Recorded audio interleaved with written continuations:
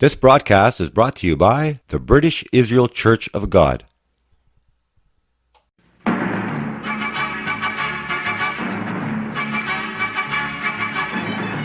The Watchman program. Evangelist and commentator Peter Salemi, bringing you the truth about today's world news in the light of Bible prophecy.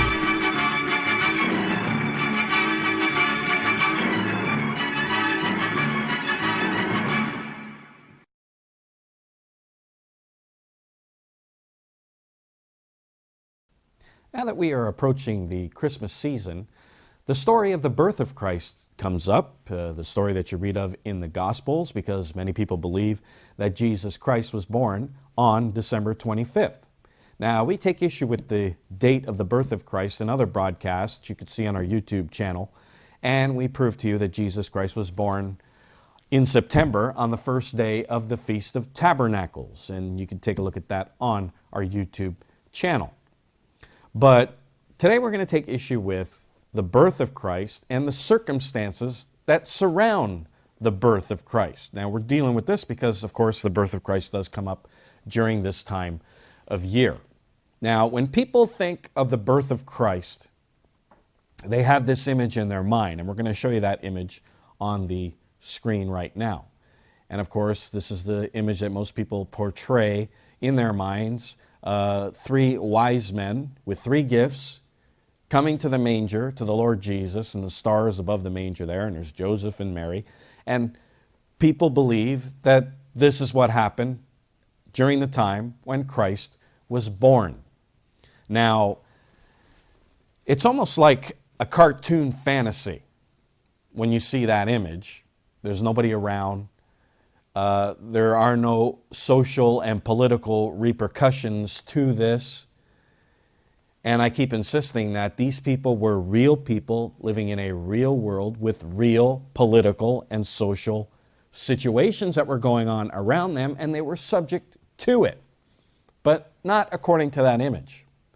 It's almost like a fantasy. It's almost like a cartoon that you watch, and all the circumstances around them just don't matter, or they just don't exist.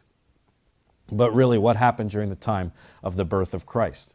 When you look at the political circumstances that are going on around the birth of Christ, when you understand who the wise men really are, and when they came, and how they came, well, you'll look at the birth of Christ in a whole different light, and you'll see it in a very real world, with very real circumstances. Now, when Jesus was born, the Gospels plainly say that the wise men came and presented unto him gifts.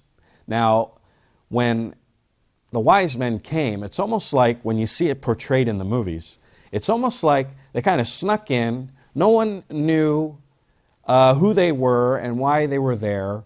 And when they left, they kind of snuck away, and no one kind of knew anything about it, and there were no repercussions whatsoever. But when you look at the real historical circumstances, when you look at who the wise men really are, and the situation that was going on with Rome and the wise men, where they came from, Rome and the country that the wise men came from actually had wars. And there was a peace that went on between these two countries, and of course it was Rome, and these wise men came from the east, and who controlled the east at that time but the Parthian Empire. Now, you want to know who the Parthians really are? I urge you to read our booklet, The United States and the British Commonwealth in Prophecy, and we will show you that the Parthians are the lost 10 tribes of Israel. And they also had a large Jewish population as well, because only a remnant of Jews returned from Babylon. Most of them stayed. And at that time, many of the Parthian Jews came into Palestine to worship God on many of the feasts that you read of in Acts, the 2nd chapter. It says Jews and proselytes, and they came from Parthia. You can read that in Acts, the 2nd chapter, and verse 9. So they had a large Jewish population. But these Parthians are part of the lost 10 tribes of Israel, and they went to war with Rome many, many times. And before Herod was king of Judea, there was a Parthian vassal king who ruled Palestine for a very short time. But then when the Parthians retreated, Rome took over and put Herod in charge of Judea. Now I want to read you something from Stephen Collins' book, The Lost 10 Tribes of Israel Found. Excellent book. I urge everyone to pick up this book. You can probably go to his website and order it. He's got nothing to do with us, but I urge everybody to read this book and get the real story of what happened during the time of Jesus Christ and his birth. On page 267 it says this: in the decades previous to the birth of Jesus, Rome and Parthia fought several battles, with one being fought near Antioch in Syria, which is of course very close to Palestine. In about 40 BC, the Parthians launched a major assault which swept the Romans out of Asia for a short time. For 3 years, and this is during 40 to 37 BC, Palestine was within the Parthian Empire. A lot of people don't know that except for historians. Palestine was part of the Parthian Empire and was ruled by a Jewish vassal king of the Parthians named Antigonus. At that time, King Herod, the Roman king of Judea, fled from the Parthians in fear of his life. While the Parthian-sponsored rule of Antigonus was brief, it was apparently popular with the Jews. When the Parthians withdrew across the Euphrates, Antigonus, with Jewish support, attempted to maintain himself king of the Jews, but was defeated by Herod. And then, of course, Herod took over Jerusalem in 36. So there was that skirmish over Palestine. Herod took over Palestine, but then after that, there was a prolonged period of peace, as it says here, in 36 BC until 58 AD. And then Augustus had a truce between Parthia and Rome. And it says here, this is a well-known fact, that Augustus left it as a principle of policy to his successors that the Roman Empire had reached its proper limits and could not with advantage be extended any further. This principle, followed with the utmost strictness by Tiberius, was accepted as a rule by all the earlier Caesars. So the Augustus didn't want the Roman Empire to expand any further, and they wanted to keep the peace. And so there was a peace between Parthia and Rome during that time. And Tiberius stuck to that peace treaty. Now, what does this have to do with the birth of Christ? Well, the wise men that came were magi, as it says here. Let me read it to you in Matthew, the 2nd chapter, verse 1. It says, then when Jesus was born in Bethlehem of Judea, in the days of Herod the king, behold, came wise men from the east to Jerusalem. They went to Jerusalem's capital. Now, when they went to Jerusalem's capital, what did they see? What did the Jews and King Herod see? Well, notice what it says here back in this book. It says, the Magi were powerful members of the two assemblies which elected Parthian monarchs and wielded great influence within the empire.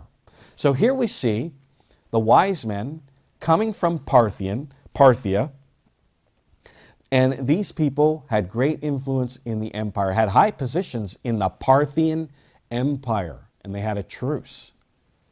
And here they come into Jerusalem looking for the king of the Jews. And they didn't mean Herod. Now it goes on to say, one assembly was composed of members of the royal family, and the other consisted of priests, the Magi, and they were influential Parthians of non-royal blood.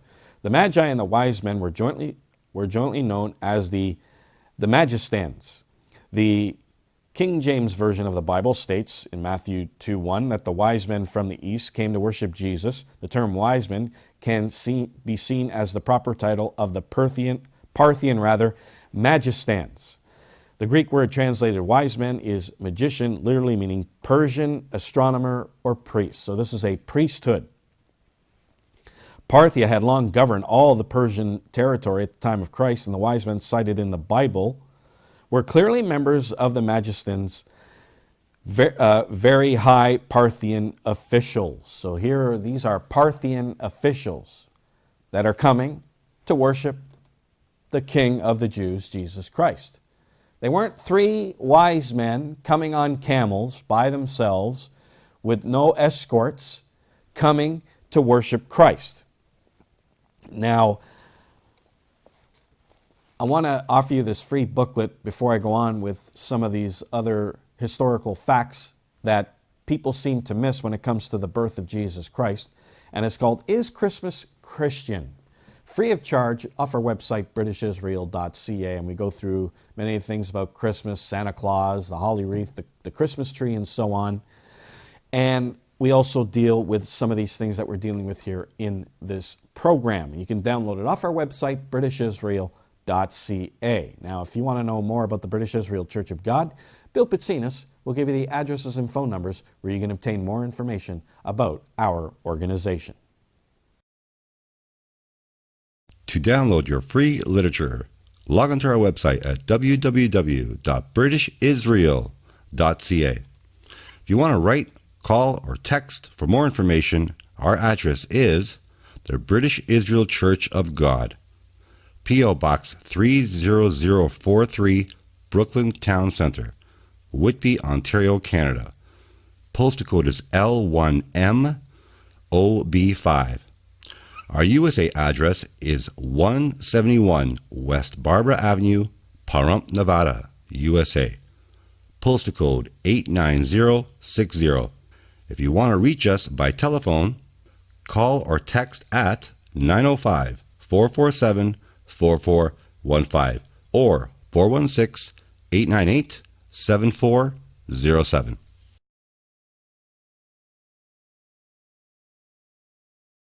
When the Parthian Magi came to Jerusalem, it was a very public event.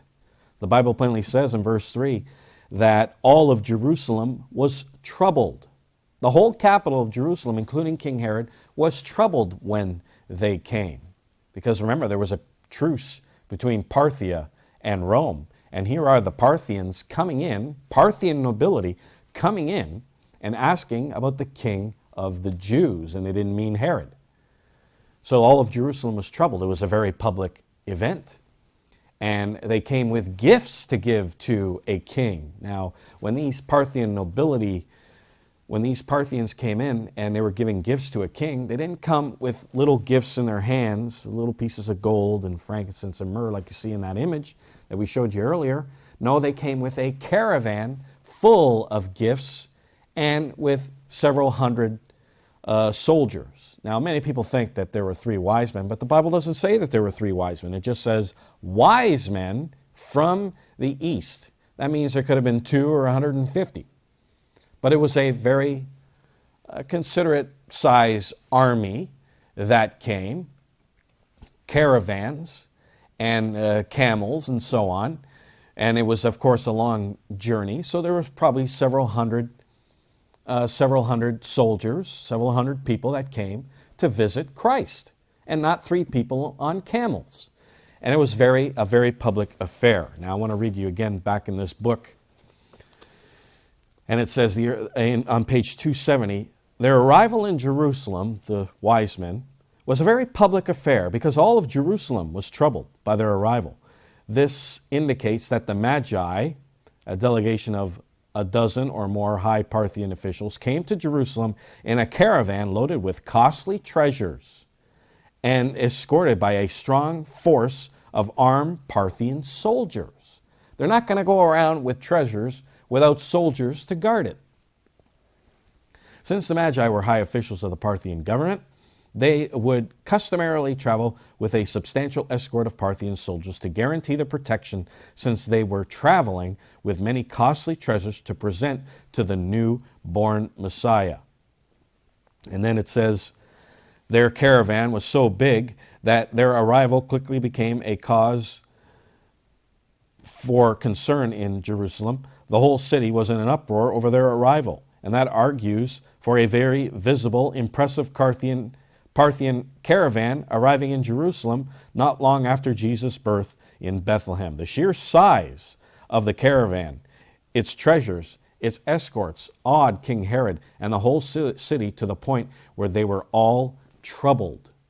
So this is what you really see when you put it in a historical context. Parthian nobility coming with a huge caravan with costly gifts, soldiers coming into Jerusalem and inquiring where the King of the Jews would be born. And why were they looking for Christ? Well, these Parthian nobles, they were in charge of keeping track of royal Parthian blood that were in foreign nations. And they had records. They had genealogies. And they understood that a king of the Jews, who was a king, descendant of King David, and the Parthian nobility, they were descendants of King David. And again, I urge you to read our booklet, U.S. in Prophecy, and we will prove that to you. And also the Throne of David in Prophecy that you can download off our website as well, that goes through some of these things that we're discussing here on this program. So they knew that a king of a descendant of David was to be born. They also understood Daniel, the 9th chapter, verses 24 through 26, that talks about the Messiah that was to come during the time of the first century. So they knew that something was going to happen. They were looking for a king, and then the star appeared, and they followed the star. They knew it was significant that the star was leading into Judea. So they were looking for a king. They were looking for a Parthian monarch, and that actually made Jesus eligible for the Parthian throne. And this is why they gave him all gifts. And why do you think Herod wanted Jesus destroyed? Because here they see a Parthian nobility coming in, giving gifts, and he saw Jesus as a king who was backed by the Parthian Empire in his own borders. So, of course, he saw Jesus as a threat. And he wanted to get rid of that threat. And, of course, Jesus, he escaped and, of course, went into Egypt. Now, they went into Egypt because in Egypt they had a large Jewish population in, most likely, Alexandria in Egypt. So they stayed with many Jews in Alexandria. Maybe Joseph and Mary had relatives in Egypt and stayed with them. But again, now this Parthian Magi, when they came, did you know that they probably came 1 year later? That they didn't come that very night? And it says here, let me just read it to you in Matthew the 2nd chapter, verse 2. It says, and when they, that's the Magi, were come into the house, a house. They didn't come to a manger. It says they came into a house, and they saw the young child. They didn't see a babe wrapped in swaddling clothes like you read of in the book of Luke in a manger. They came into a house and saw the young child with Mary, his mother, fell down and worshiped him, and they had opened their treasures, and they presented unto him gifts. They presented unto who gifts? Each other, right? Wrong. Absolutely wrong. They presented unto Christ gifts, gold, frankincense, and myrrh.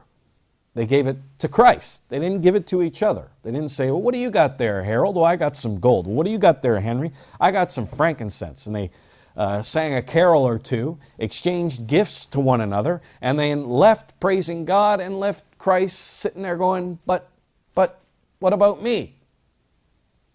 It didn't happen that way. They presented unto Christ gifts, gold, frankincense, and myrrh.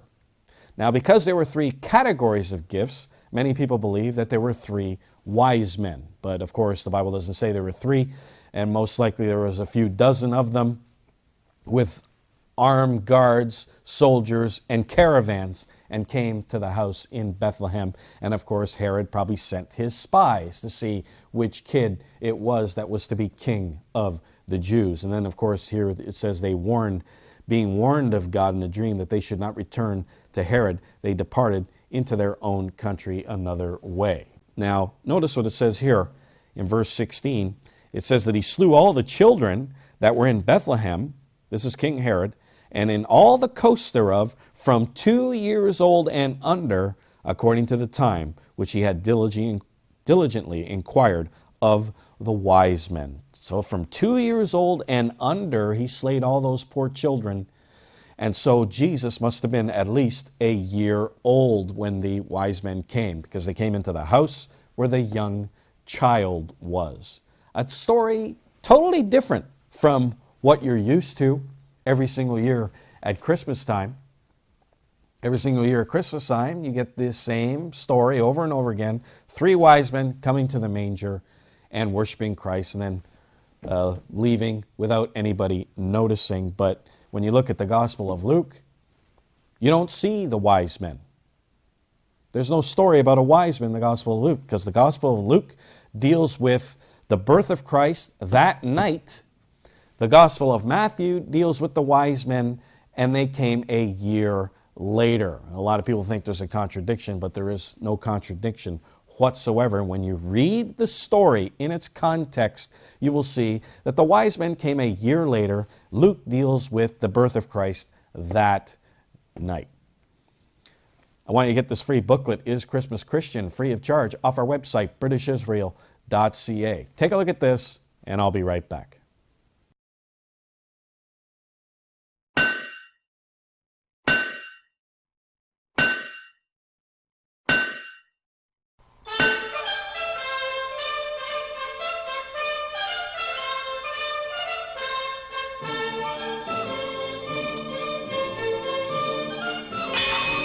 Men shall beat their swords into plowshares, and their spears into pruning hooks. Nation shall not lift up sword against nation, neither shall they learn war any more. When will the dreams of men become reality? The whole message of Jesus Christ is about a soon-coming world government that will bring peace to our troubled world. For a full understanding of this message of hope about the kingdom of God, request your free booklet, What is the Real Gospel?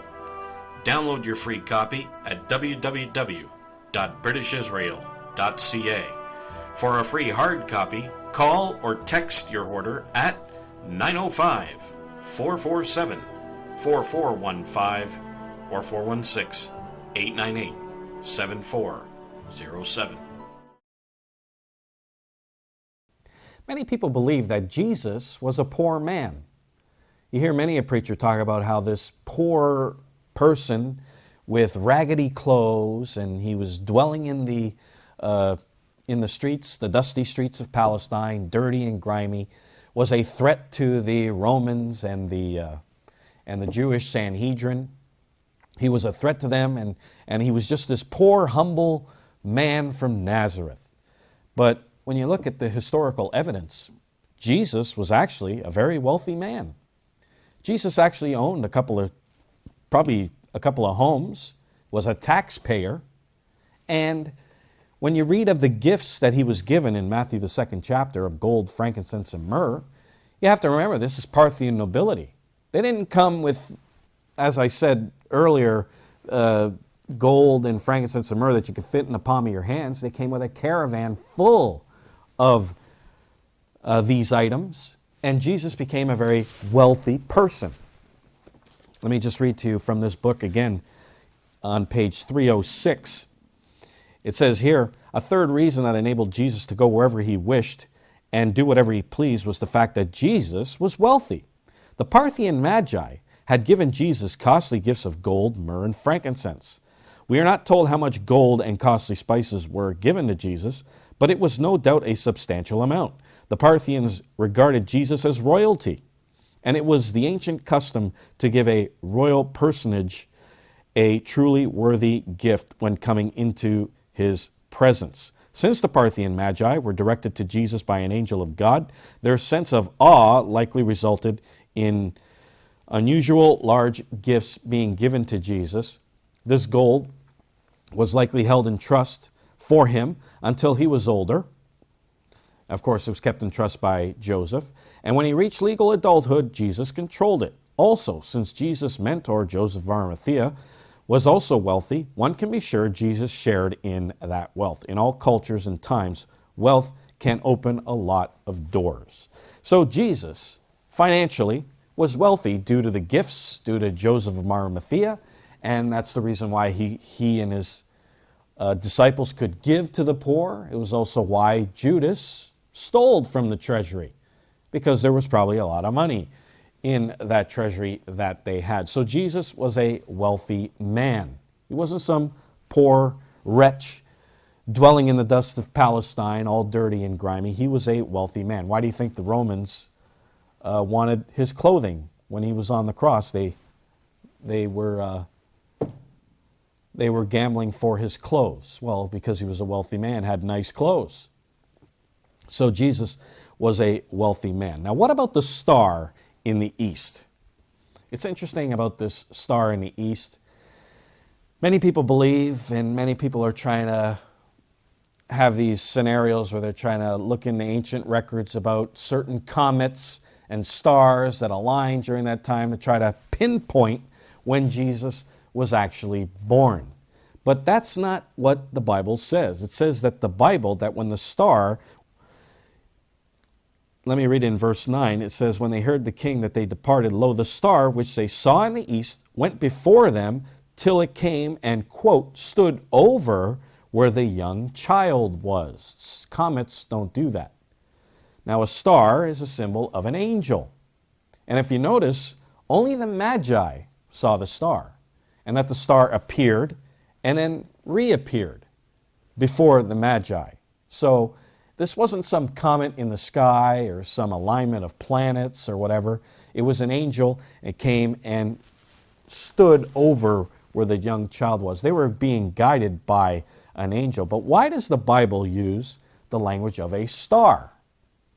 Well, because during the time of the Feast of Tabernacles, stargazing was the habit during the time of the Feast of Tabernacles. People looked at the star because of that old prophecy of a star that shall come out of Jacob that you read of in Numbers, the 24th chapter, verse 17. So it was a tradition of looking at the stars during the time of the Feast of Tabernacles. I want to read you this from Samuele Bacciocchi's book, God's Festivals in Scripture and History.